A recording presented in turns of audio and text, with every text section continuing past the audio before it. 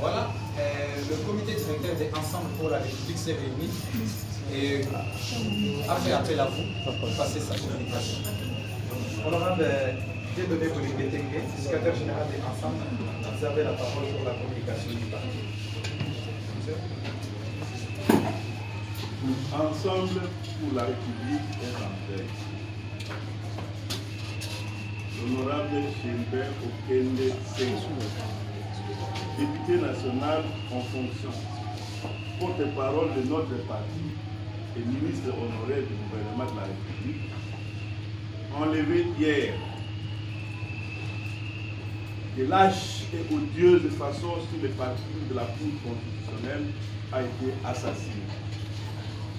Son corps sans vie a été retrouvé ce matin sur la route Walou à Kinshasa, livré de balles. Il s'était rendu à la Cour constitutionnelle afin de déposer une lettre de report à l'invitation reçue le jour même et lui a lui envoyé par un juge de cette cour pour une séance de travail en rapport avec sa déclaration de patrimoine.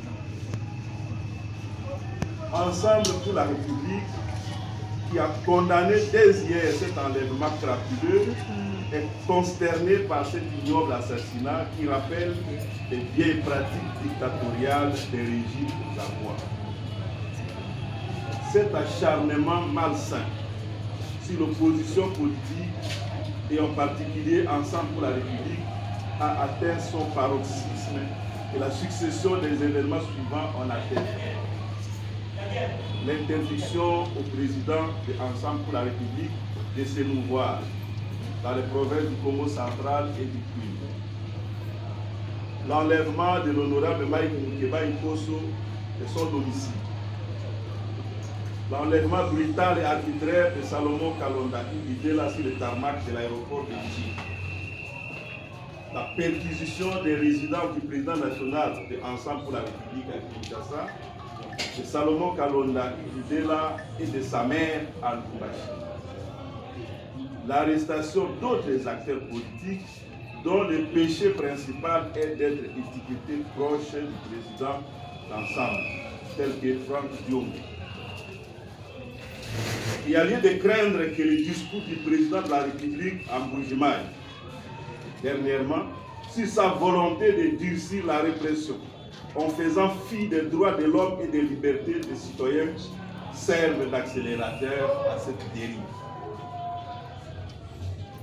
Si l'on peut se faire enlever dans l'enceinte de la plus haute juridiction du pays, la Cour constitutionnelle, et se retrouver sauvagement abattu quelques kilomètres plus loin, c'est que nous ne sommes plus en sécurité nulle part en République démocratique.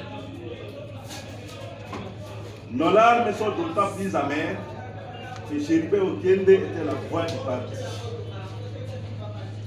Il assumait ses fonctions de porte-parole avec un engagement sans faille. Comme vous le savez, le 28 décembre dernier, le ministre Gilbert Okende avait démissionné du ministère des Transports pour répondre librement et en toute responsabilité à la ligne de notre parti. Élu de Kinshasa, Gilbert était une personnalité révolue et très appréciée tant dans le monde politique qu'au sein de la société civile. Un vrai digne fils de ces Congo malmenés. Ce crime est un assassinat politique.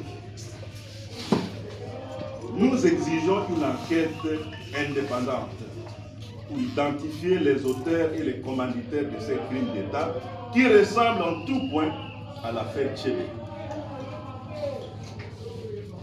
Nous n'accepterons jamais que notre pays devienne une jungle où l'on assassine impunément. Soit le pouvoir contrôle tout, alors il en est commanditaire, soit il ne contrôle rien, alors il est dangereux. Mobilisons-nous d'abord pour rendre un hommage digne à notre frère Gilbert Okende. Ensuite, pour que toute la